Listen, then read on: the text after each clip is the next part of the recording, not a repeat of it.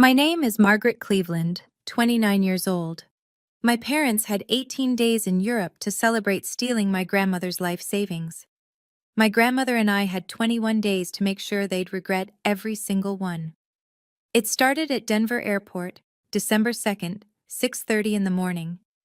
My father looked at my 71-year-old grandmother and said, "I forgot to bring your ticket. Just go home." She'd given them $38,000. She'd been packed for weeks. She couldn't sleep the night before because she was too excited. I was supposed to get on that plane with them. Instead, I said 4 words that changed everything. "I'm staying with her." My parents didn't know I'd found their emails 2 weeks earlier. They didn't know I'd seen their plan to put Grandma in a nursing home and take her house. And they definitely didn't know what we were about to do while they drank wine in Paris. But I'm getting ahead of myself. Let me take you back to where it all started, 6 weeks before that airport, when my family still looked perfect from the outside. It was mid-October when my parents dropped the bomb. We were at Ruth's Chris Steakhouse, my mother's favorite place to make announcements. The kind of restaurant where the lighting is dim enough to hide discomfort, and the wine list is expensive enough to make people feel obligated to be grateful. My father raised his glass. "We have exciting news," he said, smiling at my grandmother across the table. "We're taking the family to Europe. 18 days. France, Italy, Switzerland, Germany." My grandmother's hand flew to her chest. Eleanor Brennan, Grandma Ellie to me, was 71 years old, a retired nurse with hands that still shook slightly from decades of night shifts. She'd been widowed for 5 years, living alone in the house my grandfather bought in 1985, getting by on Social Security and a modest pension. "Europe?" she breathed. "Oh my goodness, I've never—" "We know, Mom," my mother interrupted. Natalie Cleveland, 48 years old, former PR consultant, currently unemployed but would never admit it.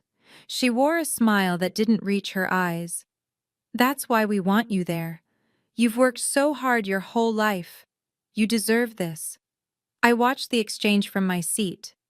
I'm a physical therapist, which means I'm trained to notice small things, the way people hold tension in their shoulders, the micro expressions that flash across faces before they can control them.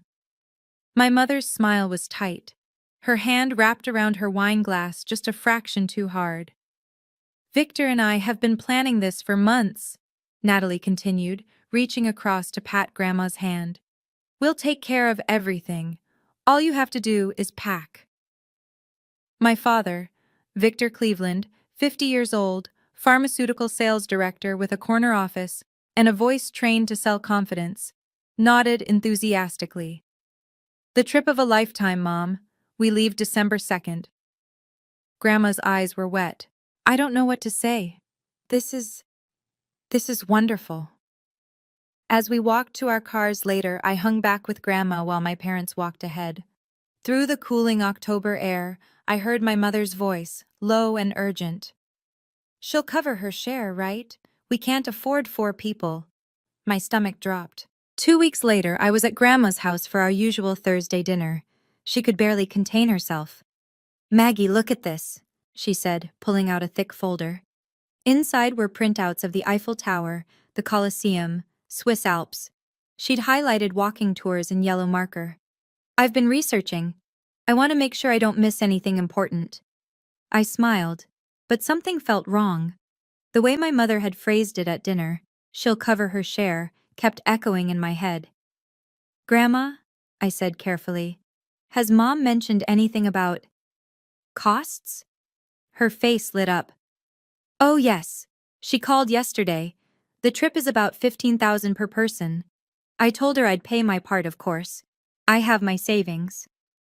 $15,000. For my grandmother, that was nearly a year of careful budgeting.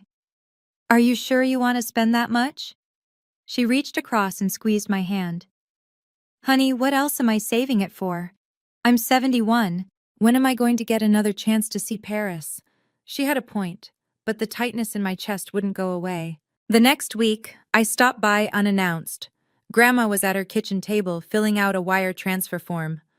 $30,000? I blurted out, seeing the amount. She looked up, surprised. Oh, Maggie, yes. Natalie said there are extras. Travel insurance, upgraded hotels, nice dinners. I want to contribute properly. I don't want to be a burden. 30,000. Double what she'd mentioned before. I sat down across from her. Grandma, that's a lot more than 15,000. I know, sweetheart. But your mother explained that if we want the nicer experiences, and I do, it makes sense to invest a bit more. She's been so thoughtful about planning everything. I watched her sign the form. The subject line read, Europe family trip, my share. Not a loan, not a partial contribution, her entire share. That night, I texted my mother.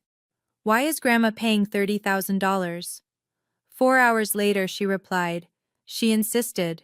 Don't make her feel bad about it. Thanksgiving week, I arrived at Grandma's to help with dinner prep. She was writing a check. Another one? I tried to keep my voice light. Just 8,000, she said, signing her name with a flourish. Natalie mentioned there might be last-minute travel expenses, and I don't want them to have to cover me if something comes up. I looked at the check. Payable to Natalie Cleveland. Memo line, travel expenses. $38,000 total. That was more than half of what Grandma had in savings. I knew because last year she'd shown me her bank statement when we were working on her budget. 89,000 in a certificate of deposit her late husband had left her. She'd been living off the interest, careful and frugal. Grandma, I said, this is almost half your savings. Have Mom and Dad shown you the itinerary yet? Hotel confirmations? Flight details? She waved her hand. They said they're handling all the logistics. I trust them, honey. That's what scared me. Without thinking, I pulled out my phone and took a photo of the check. Just habit from work. I document everything. Patient payments, insurance claims, all of it. The photo sat in my camera roll, and I didn't think much of it. Not yet. The day after Thanksgiving, I was at my parents' house helping clean up. My mother had gone shopping. My father was playing golf. The house was quiet. I needed to print a recipe I'd found online. My mother's laptop sat open on the kitchen counter, email app already running. I wasn't snooping, not intentionally. But then I saw the subject line. Mom's situation, final plan, from Natalie to Victor. Dated October 15th. My hand moved without permission. I clicked. Victor, I've made the appointments. Sunrise Senior Living has availability in January. The deposit is $5,000, but it's worth it.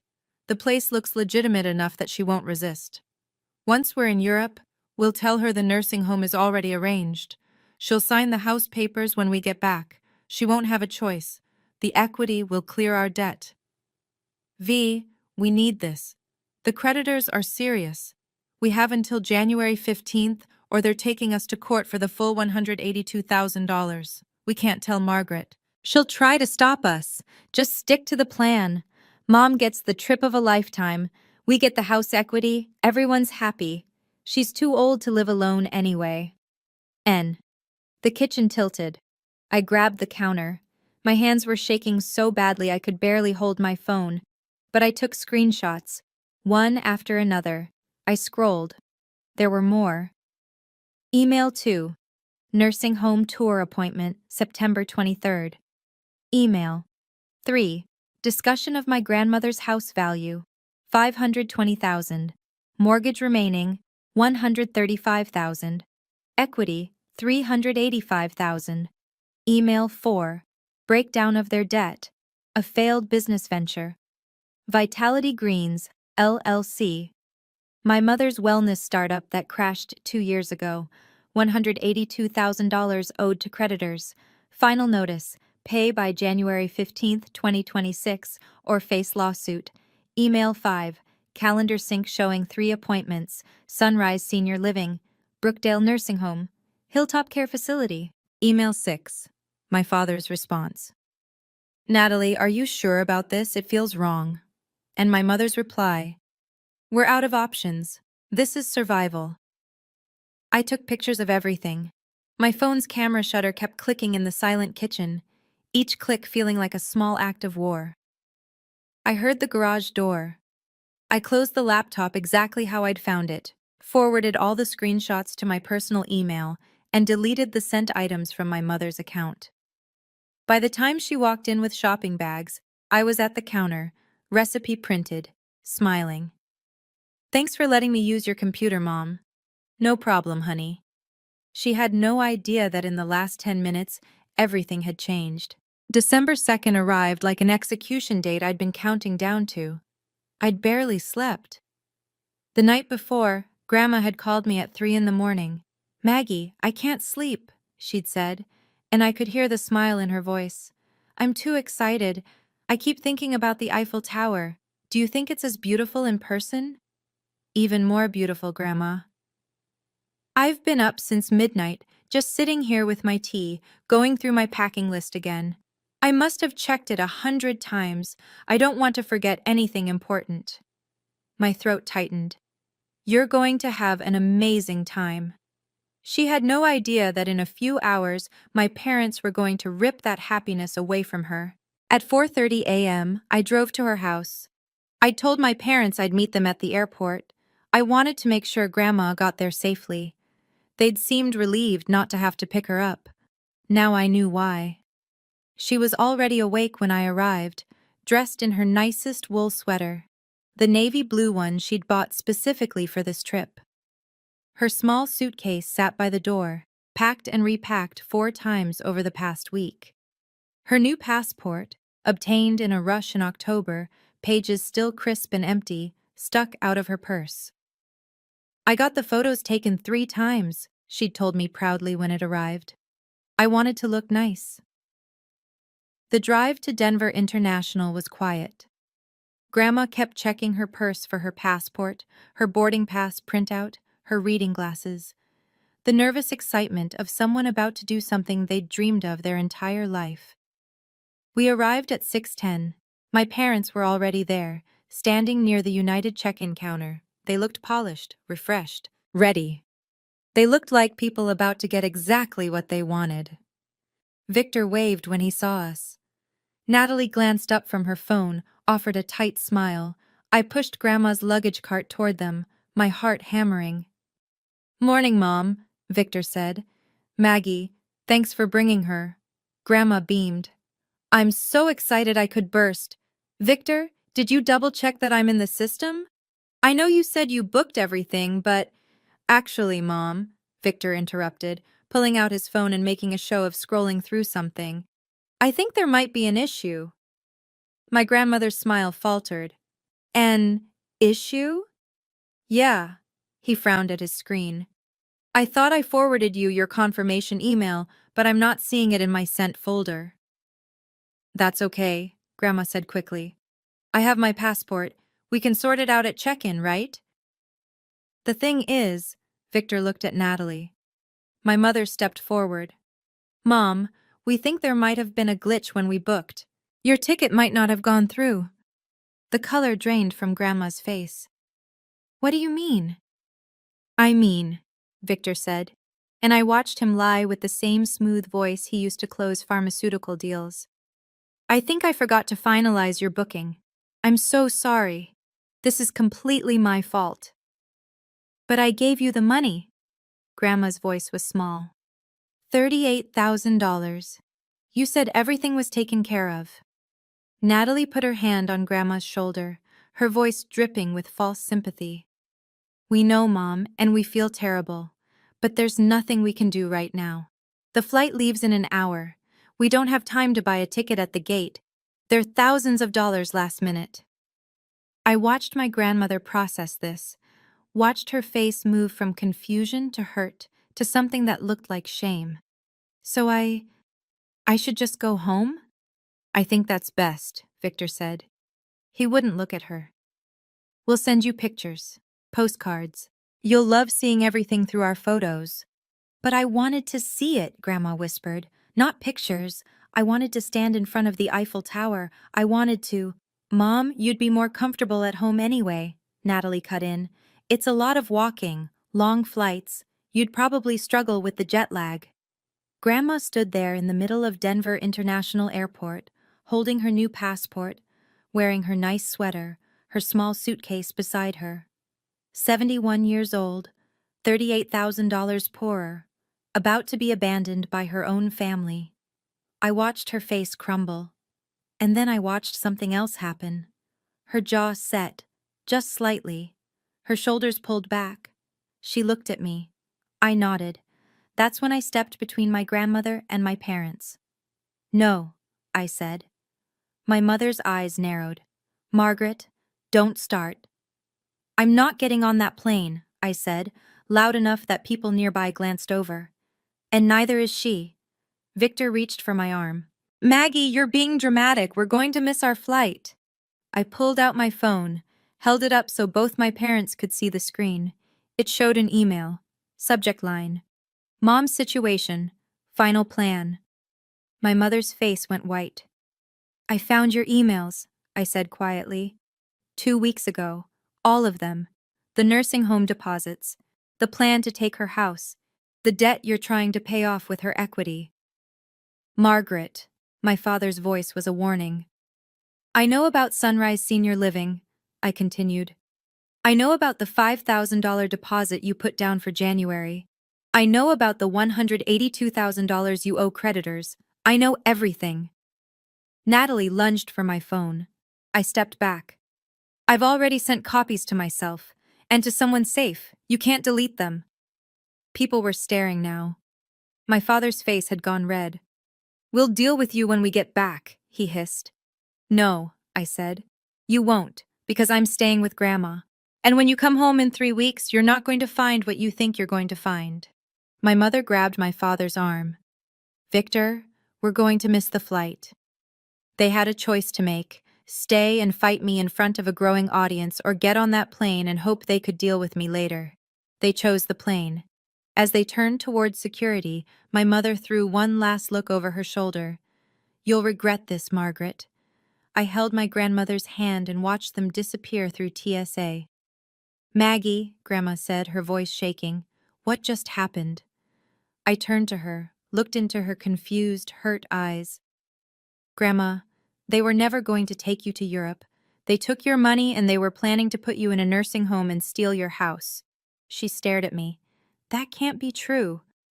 "I have proof," I said gently. "I'll show you everything, but right now, let's get you home." We walked back to my car in silence. She was still holding her passport. The drive back to her house took 45 minutes. Grandma stared out the window the entire time, not speaking. I let her process. When we pulled into her driveway, the house she'd lived in for 40 years, the house my grandfather had bought when interest rates were 13%, and they'd thought they were getting a deal, she finally spoke. "Show me." Inside, I pulled out my phone. She sat on her couch, the same couch where she'd rocked me to sleep as a baby, where she'd taught me to knit, where we'd watched Jeopardy together every week for the last 29 years. I showed her everything: the email about the nursing home, the appointment confirmations, the discussion of her house equity like it was already theirs, the creditor notices, the calculations, the cold, clinical way they'd planned to manipulate her. She read every word. Her hands trembled, but her face stayed blank. When she finished, she set my phone down carefully. "How long have you known?" 2 weeks. "Why didn't you tell me before?" "I needed to be sure," I said. "I needed proof. If I'd told you without evidence, they could have convinced you I was wrong, that I was jealous or causing trouble. This way, there's no argument." She picked up my phone again, scrolled back to one particular line. "She won't have a choice." Something in her face changed. The hurt crystallized into something harder. "Take me to your laptop," she said. "I need to see my bank accounts."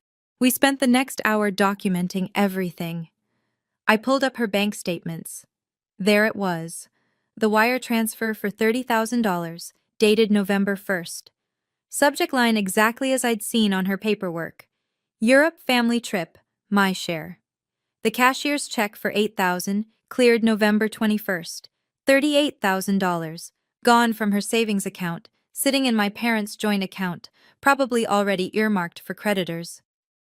"I worked for 43 years, Grandma said quietly. "Night shifts at the hospital, double shifts when your grandfather got sick. I saved every penny I could. Not for them to steal. For my future. For my security. I know. Show me more. I pulled up my mother's calendar, the one she'd foolishly synced to a family iCloud account she'd created years ago and never removed me from. September 23rd. Tour sunrise at 2 p.m. October 6th. Brookdale visit. October 19th. Hilltop care assessment. 3 facilities. They'd done their research. Grandma stared at the screen. They were shopping for where to put me. Yes. While I was buying travel-sized toiletries and practicing saying bonjour in my bathroom mirror. The break in her voice almost shattered me. Grandma, I need you to make a phone call, she said, cutting me off. Her voice was steady now, cold even. That nursing home, Sunrise Senior Living, call them, pretend you're Natalie, see if there really is a deposit. I hesitated. I need to know how deep this goes. I made the call. A cheerful receptionist answered. Sunrise Senior Living, how can I help you? I pitched my voice slightly higher. Hi, this is Natalie Cleveland. I'm following up on the reservation for my mother, Eleanor Brennan. Oh yes, Mrs. Cleveland, let me pull that up. I heard keyboard clicking. Here we are, January 2026. Move-in, semi-private room, level 2 care. Your deposit of $5,000 is confirmed. Will Mrs. Brennan be touring the facility before move-in? My stomach turned. No, that's fine, thank you. I hung up. Grandma had heard it on speaker. She stood up, walked to her kitchen window, looked out at her backyard. The garden she'd tended for 40 years. The bird feeder my grandfather had built. They already paid the deposit, she said, with my money. Yes. She turned to face me. Margaret, I need you to do something for me. Anything. I need the name of a good lawyer. The next morning, Saturday, December 3rd, I called Sarah Cunningham. She was an elder law attorney I'd found through a legal aid referral hotline. She agreed to meet with us that same day. Sarah's office was small but organized. She was in her 40s, gray streaking through her dark hair, glasses perched on her nose. She listened to our entire story without interrupting. I showed her everything on my phone. Grandma showed her the bank statements. When we finished, Sarah sat back in her chair. Mrs. Brennan, this is textbook financial elder abuse. Your daughter and son-in-law took $38,000 from you under false pretenses, planned to coerce you into a living situation you didn't choose, and intended to force you to transfer property ownership under duress. Can we stop them? Grandma asked. The house is in your name solely, correct? Not joint ownership? Just mine. My husband left it to me when he passed. Then you have every legal right to do whatever you want with it. They have no claim. Sarah pulled out a legal pad. Here's what I recommend. First, we document everything. Every email, every bank transfer, every piece of evidence. Second, we file a report with Adult Protective Services. Third, we send your daughter and son-in-law a cease and desist letter, making it clear that any attempt to coerce you will result in legal action. What about the money? I asked. Can we get it back? We can demand restitution. If they refuse, we can pursue civil action. We can also threaten to refer this to the district attorney for criminal investigation. Theft from an at-risk adult is a serious charge in Colorado. Grandma was quiet for a moment. Then, how fast can someone sell a house? Sarah blinked. I'm sorry? My house. How quickly could I sell it if I wanted to? Well, it depends on the market, but with the right buyer, maybe a few weeks? Why? Grandma looked at me. I looked. Margaret, do you remember the Morrisons? Your neighbors? They asked me last year if I'd ever consider selling. Their son Jake wants to move back to Colorado, and they wanted to buy this house for him and his family. I said no because I wasn't ready. She turned back to Sarah. I'm ready now. I called Tom Morrison that afternoon. He and his wife Linda had lived next door to Grandma for 15 years. They'd shoveled her driveway every winter, brought her cookies at Christmas, checked on her during the pandemic. When I explained, carefully, without going into all the details, that Grandma needed to sell the house quickly, Tom didn't ask questions. "We can meet tomorrow," he said. "Jake and his wife have been looking for months. They'd be thrilled." Sunday morning, the Morrisons came over. Tom, Linda, and their son Jake, a man in his early 30s with kind eyes and a 3-year-old daughter who immediately gravitated to Grandma's bird feeder.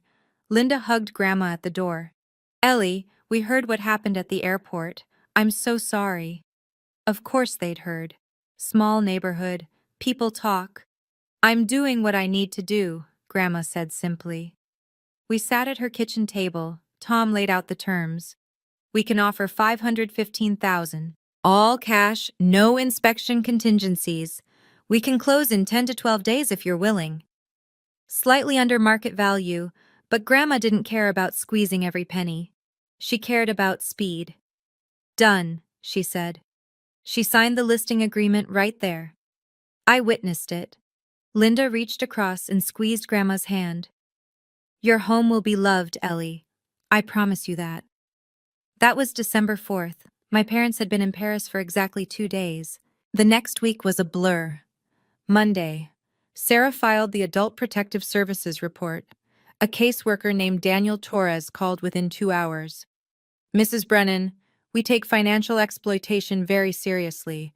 I'll need to interview you and review all documentation." Tuesday. Daniel came to the house. Grandma showed him everything. The emails, the bank statements, the nursing home confirmation. He took photographs, made notes, his face growing grimmer by the page. "This is one of the clearest cases I've seen," he told us. "I'll be contacting your daughter and son-in-law when they return from their trip." Wednesday. The title company began processing the sale paperwork. Thursday through Sunday. Grandma and I packed 40 years of life into boxes. She kept the important things: photo albums, my grandfather's watch, the quilt she'd made by hand, her mother's wedding ring. The rest she donated or sold. On Saturday, she stood in her bedroom doorway and looked around. "I raised Natalie in this room," she said. "I rocked her to sleep in that corner. I stayed up all night when she had pneumonia at age 7. I taught her to braid her hair at that mirror." "Grandma? I don't know that person anymore, Maggie. The woman who could do this? That's not my daughter." She walked out and didn't look back. December 15th. Closing day. We sat in a conference room at the title company. Grandma on one side of the table, the Morrisons on the other. A title agent named Patricia walked us through the paperwork page by page. "Mrs. Brennan, this is the settlement statement. After paying off your remaining mortgage of $135,000 and closing costs of approximately $23,000, your net proceeds are $357,000. Grandma signed each page steadily. Patricia smiled. "Congratulations. The property is officially transferred to Jake Morrison." Jake reached across the table. "Mrs. Brennan, my kids are going to grow up in this house. We'll take good care of it." "I know you will," Grandma said. Walking out of that office, Linda Morrison pulled me aside. "Margaret, what your parents did, that's unforgivable. But I want you to know something. Ellie is the strongest person I've ever met. She's going to be okay." I believed her. That same day, December 15th, Grandma made 3 moves with the money. First, she bought a 1-bedroom condo at Meadowbrook Commons, a gated community 15 minutes from my apartment. Purchase price: $185,000, paid in full. No mortgage. The unit was on the 3rd floor with a balcony overlooking a small park. The community had a book club, water aerobics classes, and weekly potluck dinners. Second, she set aside $38,000 in a separate account. "For when they come back," she said. "I'm getting my money back one way or another." Third, she met with Sarah again. Together, they established an irrevocable trust with the remaining money, $134,000. I was named as the beneficiary. The trust was structured so that even if someone tried to coerce Grandma, she literally couldn't access the principal, only the annual interest. This way, Sarah explained, even if they somehow manipulate her in the future, the money is untouchable. Grandma signed the trust documents on December 18th. My parents were eating croissants in Switzerland, posting photos on Facebook of alpine views and fancy dinners. They had no idea that the house they'd been counting on no longer existed in their future. December 23rd, 3 weeks exactly since the airport. I was at Grandma's new condo helping her unpack when my phone rang. Unknown number. I answered. Margaret. My father's voice tight with barely controlled rage. Where's your grandmother? Safe, I said. We just went to her house. There are strangers there. A man with a child answered the door. What the hell did you do? I put him on speaker so Grandma could hear. I didn't do anything, Dad. Grandma sold her house. She what? Sold it. To the Morrisons. Closed on the 15th. Paid cash for a condo. She's doing great, by the way. Thanks for asking. My mother's voice came through in the background, shrill. She can't sell. That's family property. Actually, Mom, it was Grandma's property. Solely hers. She can do whatever she wants with it. Margaret, where is she? My father's voice was shaking now. Tell me where she is right now. Why? So you can force her to sign papers? Put her in Sunrise Senior Living like you planned? Silence. Yeah, I said. We know about that too. The $5,000 deposit. The January move-in date. We know everything. More silence. Then my mother's voice, close to the phone now. You turned her against us. You poisoned her mind. No, Mom. I showed her your emails. You did this to yourselves. We're coming there, my father said. We're going to fix this. Good luck, I said, and hung up. Grandma was standing by the window looking out at the park below. They're going to come here. Probably. I'm not ready to see them yet. You don't have to. That evening, 2 certified letters arrived at my parents' house. I knew because Sarah had tracking on them. They were from Sarah Cunningham Law Office. The letters were identical, one addressed to Victor, one to Natalie. They detailed every piece of evidence we had. The emails, the financial transfers, the nursing home plans, the attempted manipulation. And they made a demand.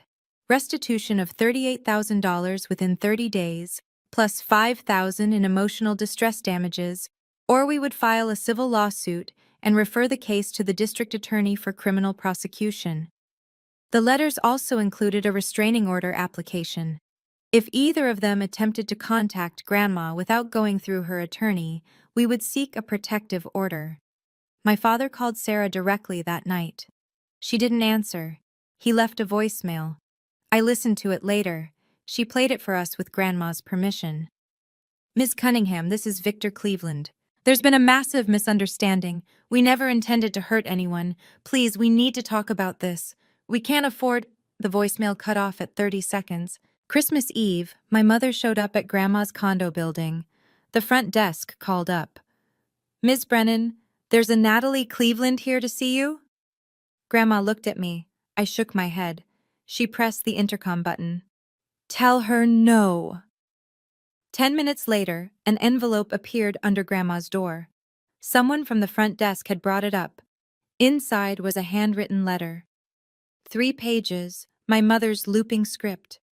Mom, please. I'm begging you. Let me explain. I know what the emails look like, but you have to understand. We were desperate.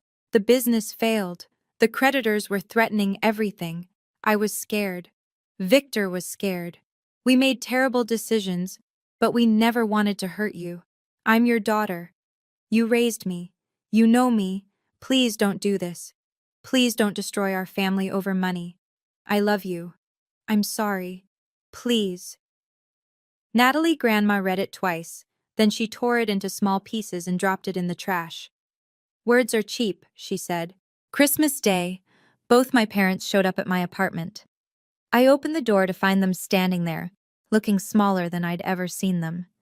My mother had lost weight. My father's face was gray. Can we come in? Victor asked. No. Margaret, please. We need to talk to your grandmother. She doesn't want to see you. This is insane, my mother said, her voice rising. She's our mother, our family. You can't just cut us off over stealing from her? I interrupted. Over planning to put her in a home against her will? Over trying to take her house? We weren't stealing, my father said. We were going to pay her back. With what money? You're $182,000 in debt. How do you? He stopped, realized. You went through our emails.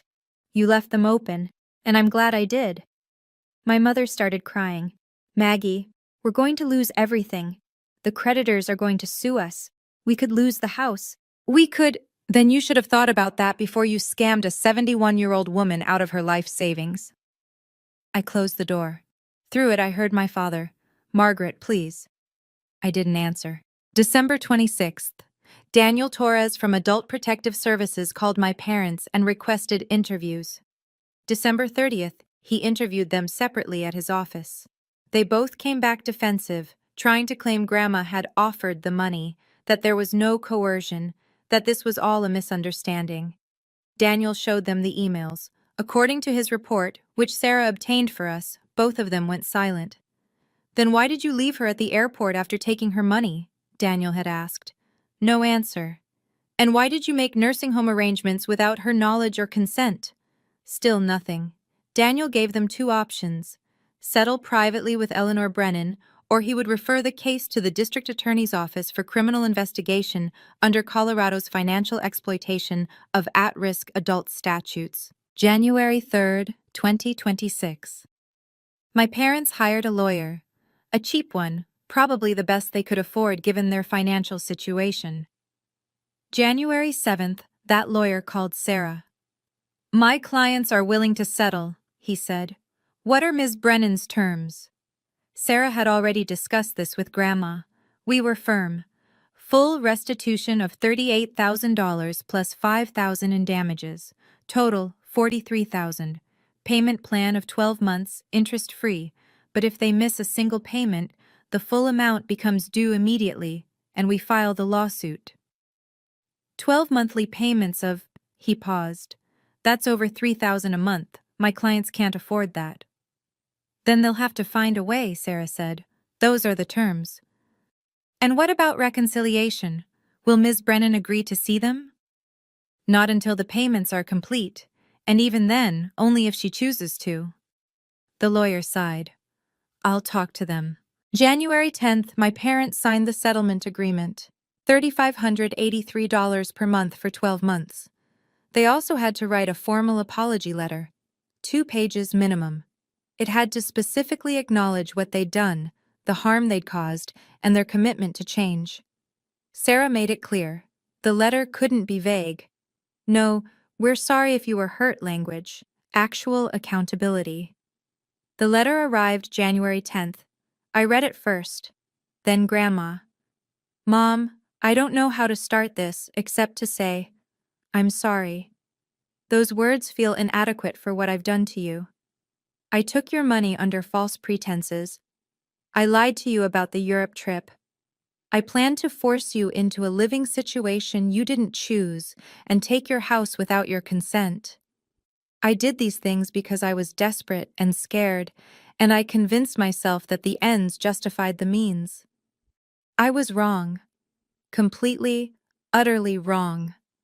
I let greed and fear override my love for you. I treated you like an obstacle instead of a person, instead of my mother, the woman who sat up with me when I had nightmares as a child, who worked double shifts to pay for my college, who never asked for anything in return. And I repaid you by planning to steal everything you had. I am deeply, profoundly ashamed. I don't expect your forgiveness. I don't deserve it. But I want you to know that I'm in therapy now. I'm trying to understand why I valued money over people, why I thought I could justify treating you this way. I will spend the rest of my life trying to earn back a fraction of the trust I destroyed. I love you, Mom. I'm sorry. Natalie Victor's section was shorter, less emotional, but it included the critical line Sarah had demanded. Eleanor, I failed you as a son-in-law. I hurt the woman who welcomed me into her family and never asked for anything but love in return. I was wrong. I participated in a plan to manipulate and exploit you, and I can never undo that. I'm sorry. Grandma folded the letter and put it in her desk drawer. "It's a start," she said. "But words are cheap. Let's see if they follow through." January 15th, the first payment arrived. A cashier's check for $3,583. I deposited it for Grandma. She pulled out a small notebook and wrote, "Payment 1/12, received January 15th, 26. 11 more to go," she said. Over the next months, Grandma built a new life. She joined the book club at Meadowbrook Commons. Tuesday nights, 8 women in their 60s and 70s, drinking wine and arguing about novels. She came home from the first meeting flushed and happy. "They're reading Where the Crawdads Sing next month," she told me. "I haven't been in a book club since before your grandfather got sick." Thursday mornings, she started water aerobics. I came to visit one Thursday and found her in the community pool, laughing with 3 other women as they did arm circles in the shallow end. "Maggie," she'd called out. "Meet Joan, Patricia, and Sue." She looked stronger, not just physically. Something in her eyes had changed. She made friends, real friends. Joan was 68, a retired accountant whose own daughter tried to borrow money constantly. Patricia was 72, widowed like Grandma, with a wicked sense of humor. Sue was 75, former librarian, sharp as a tack. None of them knew the full story. Grandma had told them there were family issues and left it at that. They respected her privacy. One evening, I overheard Joan mention her daughter's latest request for a loan. "Set boundaries, Joan," Grandma said quietly. "Trust me on this." Through February, March, April, the payments came. Every month on the 15th, $3,583 like clockwork. My parents tried to contact Grandma 4 times. Easter, an invitation to dinner. Declined through Sarah. Natalie's birthday in April, a card requesting coffee. Declined. Mother's Day, flowers delivered with a note asking for just one conversation. Declined. Early June, an email asking to meet for lunch. Declined. Each time, Grandma felt a small pang of guilt. "Am I being too harsh?" she asked me in May. "You're being safe," I said. "There's a difference." I was in therapy during these months, processing everything. My therapist helped me understand something important. You can love people and still protect yourself from them. I loved my parents. I did. But I couldn't trust them. Maybe I never would again. My fiancé Owen, I haven't mentioned him much, but he'd been there through all of this, steady and supportive. Proposed moving our wedding date up from 2027 to October 2026. "Your grandma should be there," he said, "while she's healthy and strong." I agreed. June 15th, payment 6 of 12 arrived on time. Grandma marked it in her notebook. Halfway there. That evening, my phone buzzed. Email from an unknown address. Subject line, "Please watch, Mom." Attached, a video file. I opened it cautiously. The video was 2 minutes long, shot in a car. My mother's face filled the frame, no makeup, hair unwashed, eyes red. "Mom," she said to the camera, "I know you don't want to hear from me. I know you probably deleted this already, but I need you to know something." She wiped her eyes. "I'm in therapy. Real therapy, twice a week. I'm working on understanding why I did what I did, why I thought money was more important than you, why I convinced myself that the ends justified the means." Her voice cracked. "I'm not asking for forgiveness. I'm not even asking to see you. I miss you, Mom. I miss calling you on Thursdays to talk about nothing. I miss your advice.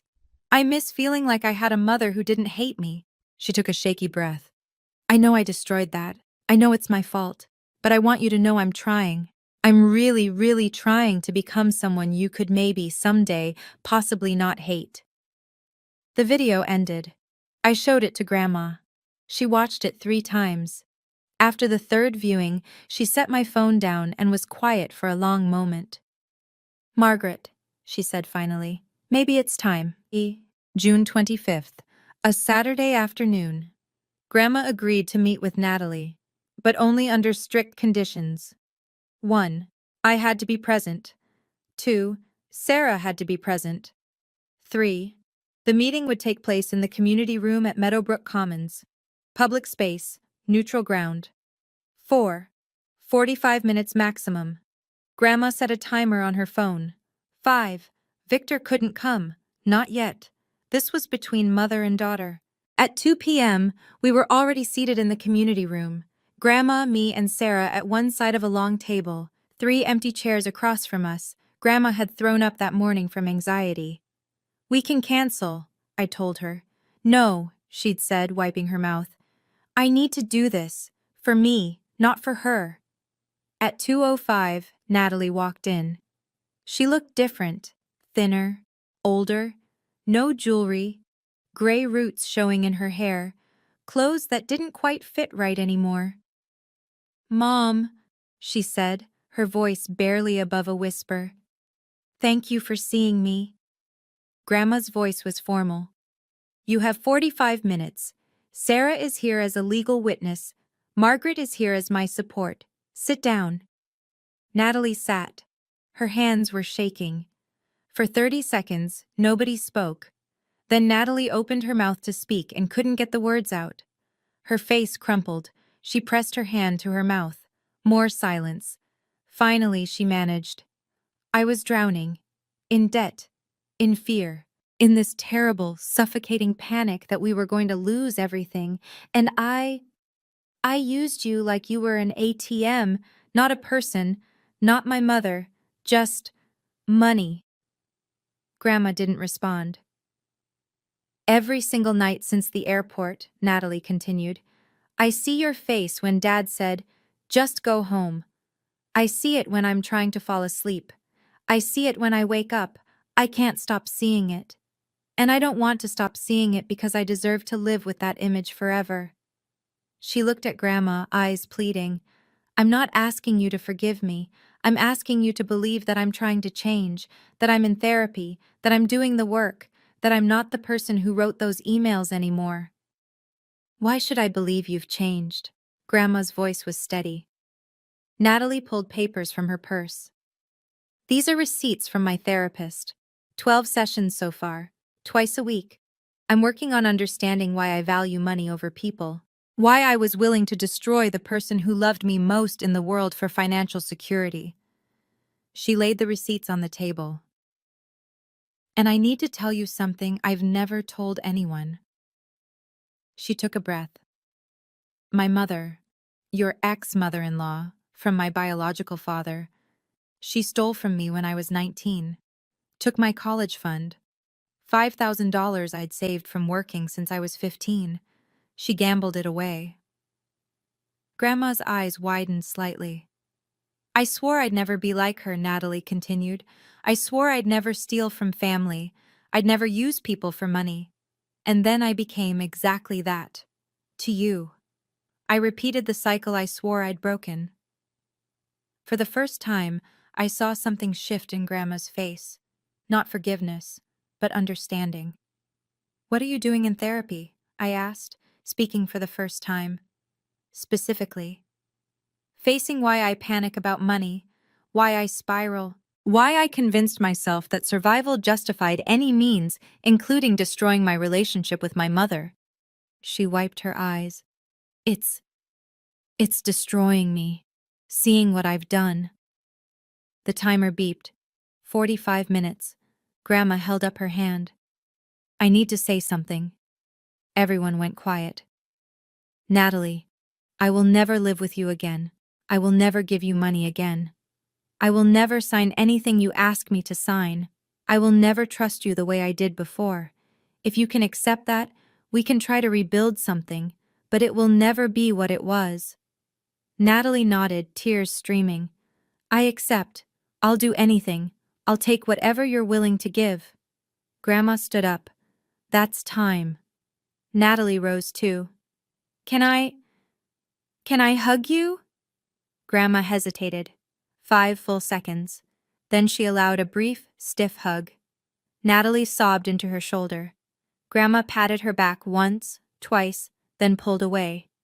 "I don't forgive you yet, Natalie. But I don't hate you either.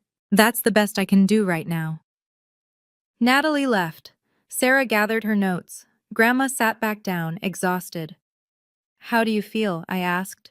"Like I just ran a marathon," she said. "But lighter, just a little bit lighter." July through November, Natalie visited once a month, always with me present, always at the condo or in public spaces. They talked about safe things, weather, books, TV shows, Grandma's water aerobics class. Natalie brought small gifts, flowers, a book Grandma had mentioned wanting, nothing expensive, nothing that felt like buying forgiveness.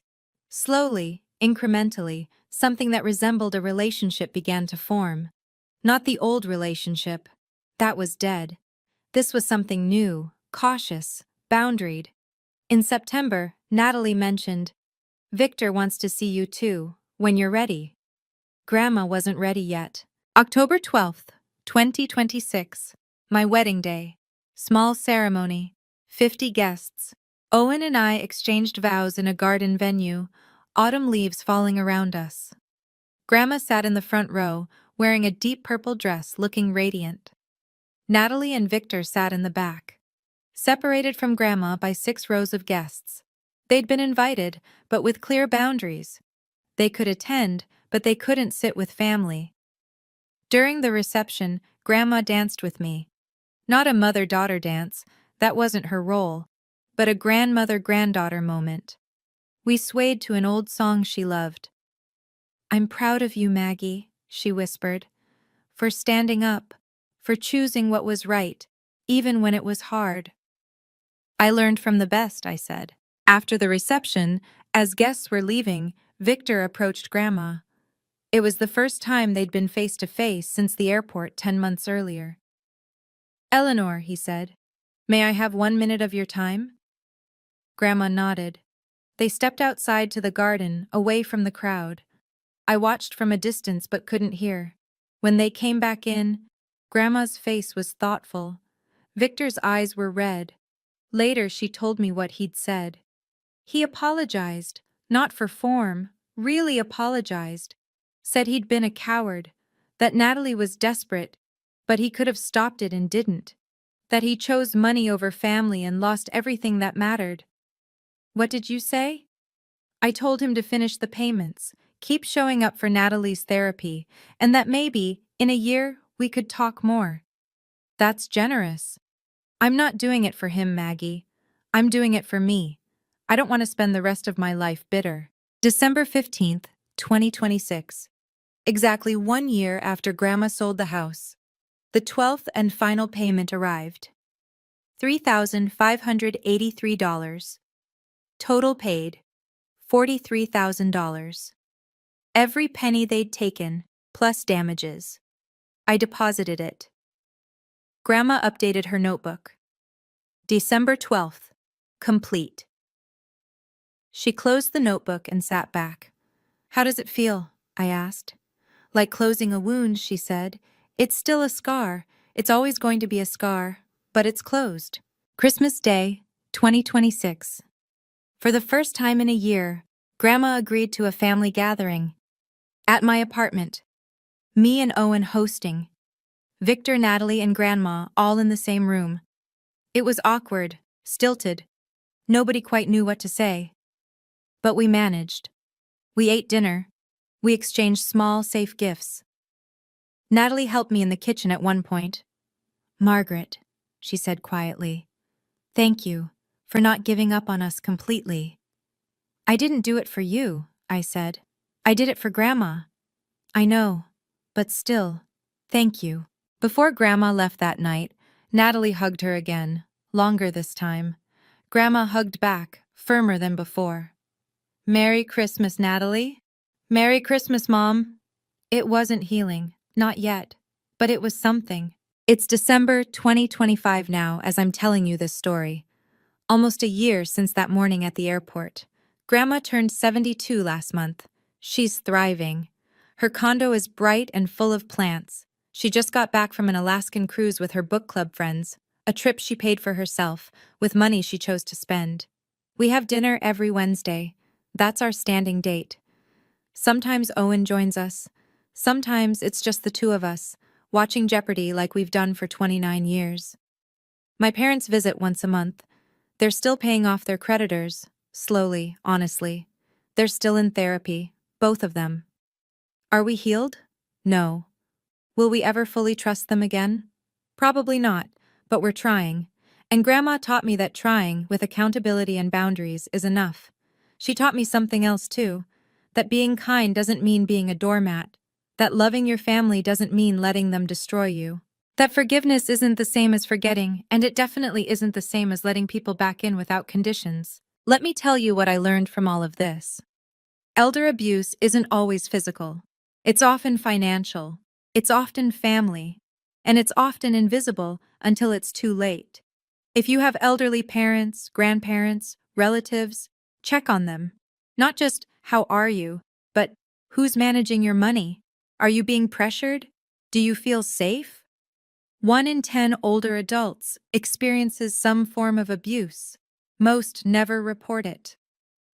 Watch for warning signs, sudden large withdrawals, family members controlling finances but being secretive about it, anxiety about money despite having savings, unexplained signatures on documents, isolation from friends and other family. If you see these signs, speak up. Be the person I was for my grandmother. Because she couldn't save herself alone. She needed an ally. My grandmother is 72 years old. She's a widow, retired, not wealthy. But when her own daughter tried to steal from her, she took control. She sold her house. She protected her money. She set boundaries so firm they could cut glass. And she's thriving. Being kind doesn't mean being weak. Loving your family doesn't mean letting them destroy you. And forgiveness? It doesn't mean forgetting. It doesn't mean letting people back in without proving they've changed. That stranger in the house? The Morrison family? They're wonderful. Jake and his wife Sarah are raising 2 beautiful kids in the home my great-grandfather built. Grandma visits sometimes. She loves seeing children's toys scattered across the living room where her couch used to be. She chose that. It was her decision, not theirs. So here's my message. If someone you know is being abused, especially an elderly person, protect them. Respect their autonomy. Stand up even when it's hard. And if you're the elder being abused, know this. You are not powerless. You have options. You have rights. And you deserve better than people who see you as an obstacle or an ATM. Document everything. Find an ally. And take your power back. You're stronger than you think. My grandmother proved that. And if her story can help even one person recognize the warning signs, stand up for someone vulnerable, or take back control of their own life, then everything we went through was worth it. I need to get those, like, dev tool things for this game. I don't know, like basically you can just pick the truck up and get it up off of a guardrail or something like that. Miraculously, we did a little bit of damage to the cargo. Oh well, 1%. All good. I did 1% damage to the cargo. Whoops. It's so hard to read and drive. You know what? I even rearranged my laptop and everything so I could have the chat closer to me. Guess what? I moved it all before I started this stream because I was doing something. I was creating that paint job, so I was sitting at my desk in front of me here. Oops. Differently. Keep left. You know, like I had everything moved around, and I didn't put it back. I'm an idiot.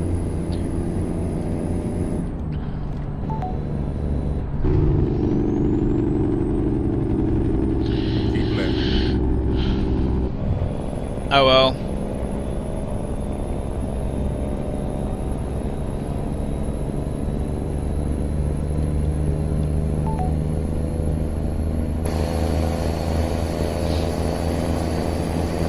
Mouse is kind of like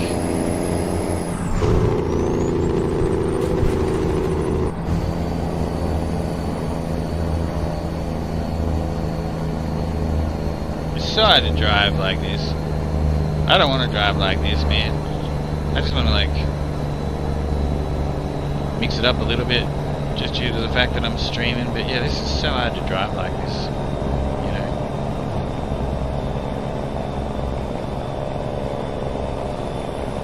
But yeah, like look at the view here. That's pretty nice.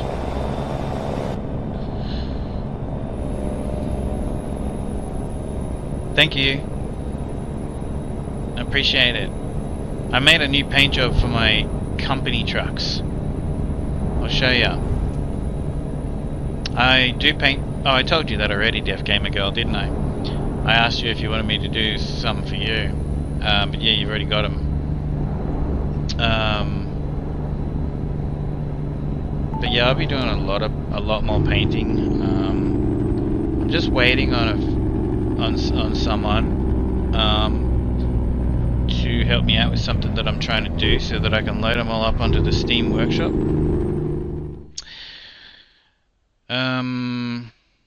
Yeah, I'll show you real quick. So I was actually streaming and doing like learning how to do paint jobs. I asked everybody, what do you want me to paint on a trailer?